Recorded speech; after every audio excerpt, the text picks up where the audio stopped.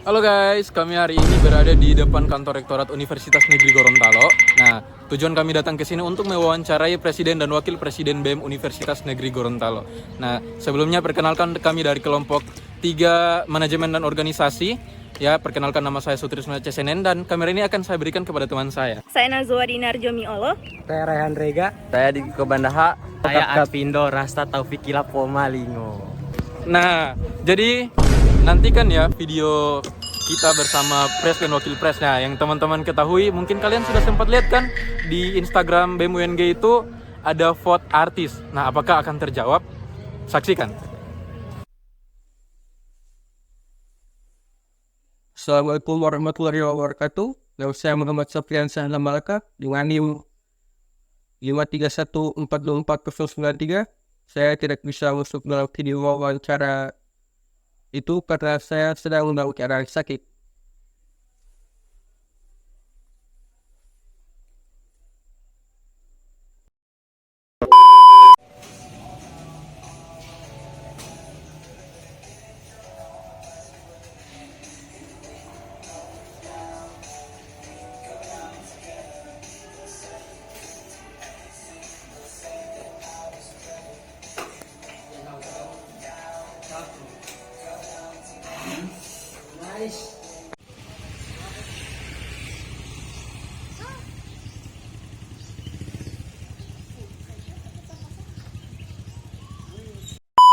Assalamualaikum warahmatullahi wabarakatuh.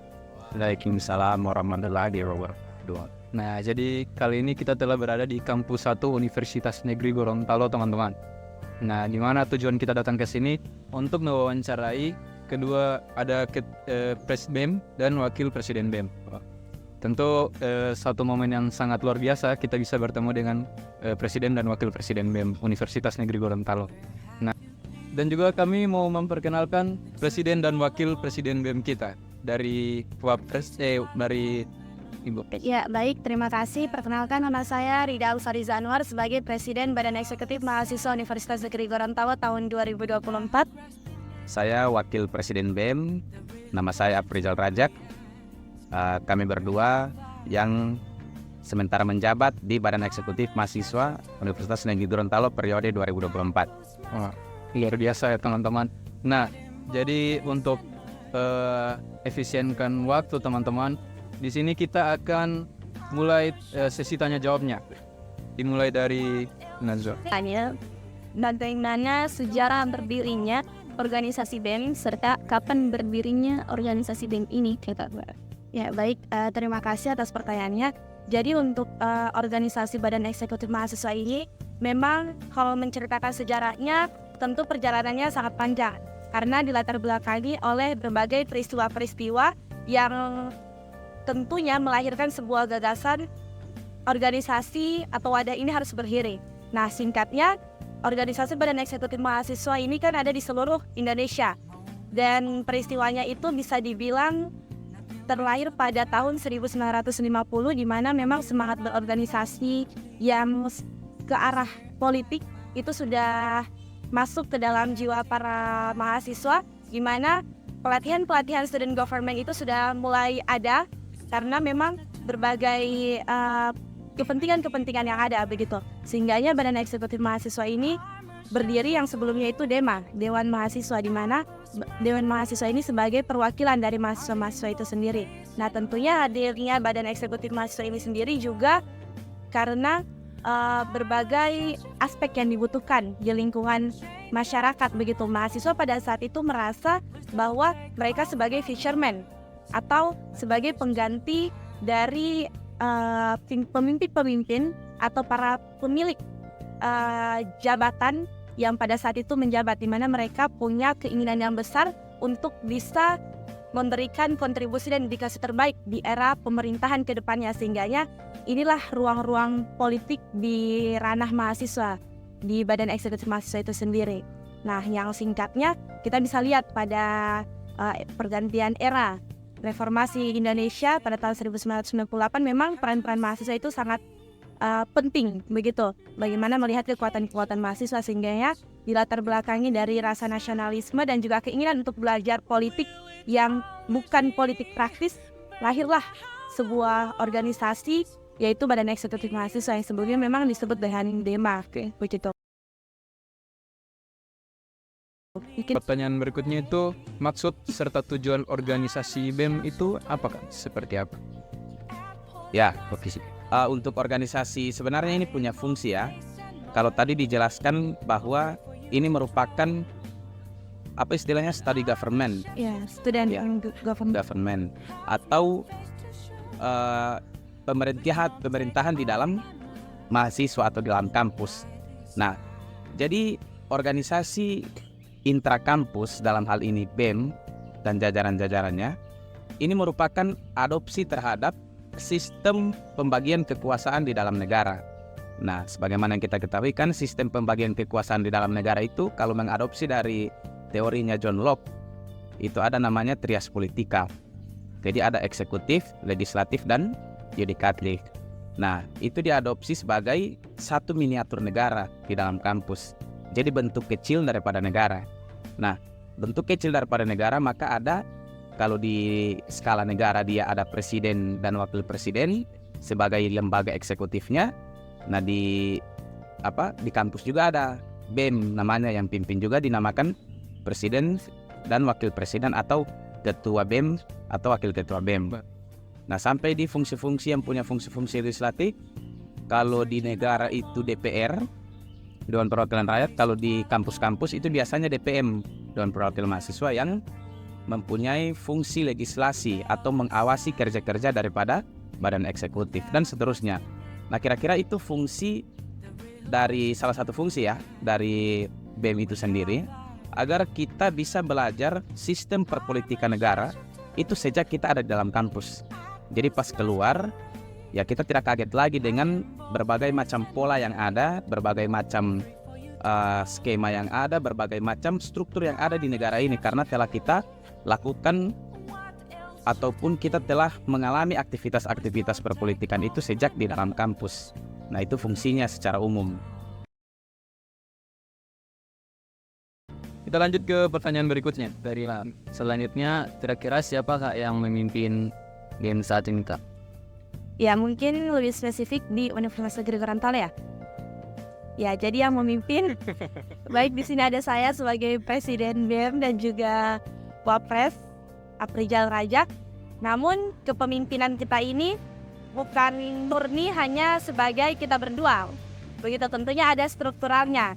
Ya, struktural dalam keorganisasian kita juga dibantu oleh teman-teman pengurus Badan Eksekutif Mahasiswa periode 2024 yang saat ini memang berbagai tupoksi telah disematkan kepada mereka berdasarkan ya jabatan struktural yang mereka miliki.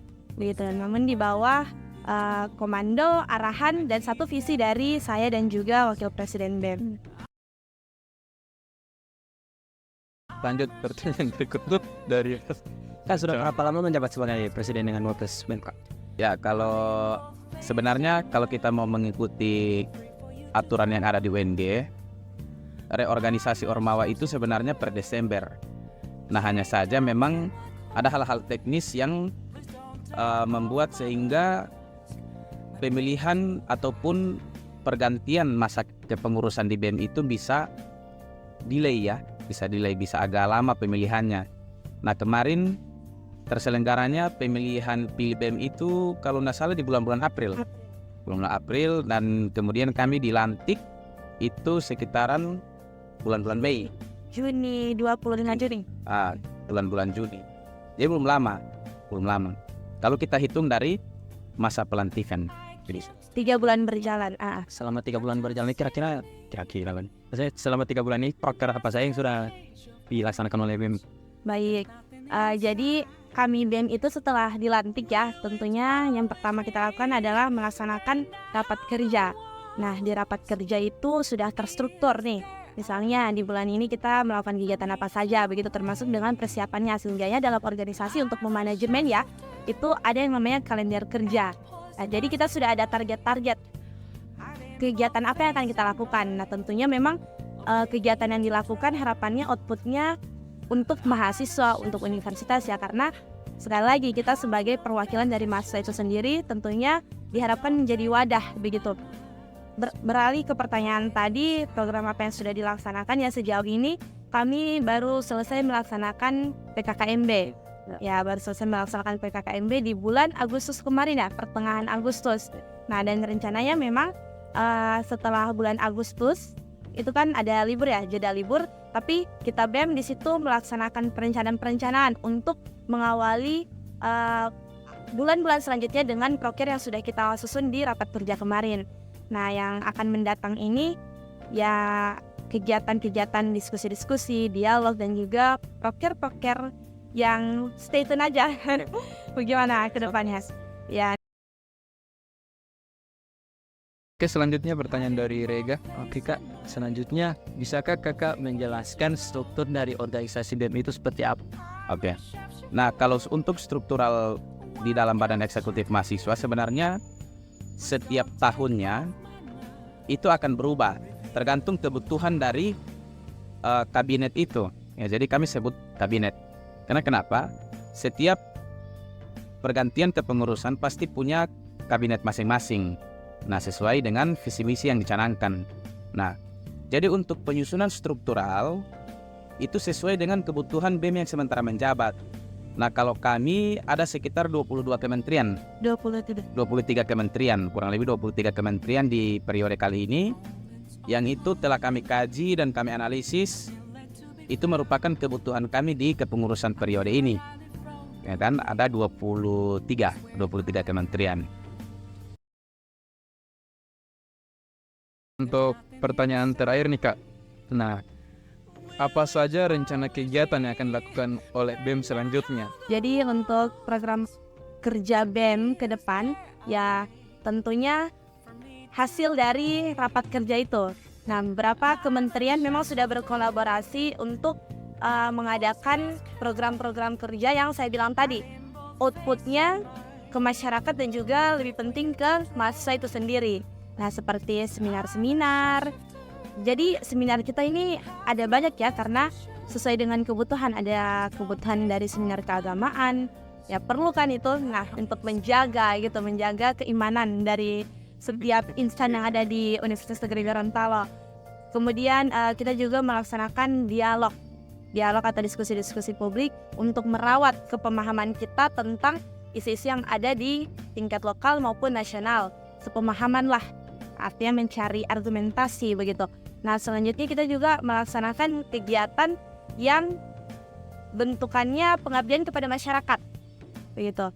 Nah, ada beberapa kementerian yang memang targetnya ke arah masyarakat, tapi konteksnya yang berbeda. Ada nih misalnya yang pelatihan atau workshop, ada yang konsepnya adalah ini mitigasi bencana dan lain-lain begitu. Itu dia proker-proker kami ke depannya, yaitu Pengmas, ya kemudian seminar, dialog-dialog atau diskusi-diskusi publik. Dan euforia lah, yang bersifat euforia. Mungkin nanti ke depannya akan bisa kami susun bersama begitu. Jadi stay tune. Stay tune ya, berarti belum bisa terungkap yang Belum bisa terungkap ya. Intinya itu, orientasi kami adalah ke mahasiswa dan masyarakat. Prioritasnya adalah untuk meningkatkan nilai-nilai nasionalisme kita, kemudian nilai-nilai patriotisme kita, dan juga merawat pikiran kritis dari seorang mahasiswa, serta bagaimana bisa terjun ke masyarakat. Ya, itu yang paling penting sih. Luar biasa ya, hasil diskusi kita kali ini sudah terjawab semua. Tapi mungkin ada certain tidak terjawab, tapi itu jadi stay tune. Kami ucapkan terima kasih kepada Presiden dan Wakil Presiden BEM Universitas Negeri Gorontalo telah meluangkan waktu yang mungkin lagi beristirahat di hari libur. Kami sudah ajak untuk berdiskusi. Nah, mungkin cukup ya diskusi kita kali ini. Semoga bisa bermanfaat ya untuk kita. Terima kasih juga kepada kameramen. Ya, mungkin hanya ini dulu sesi diskusi kali ini. Kami tutup. Assalamualaikum warahmatullahi wabarakatuh.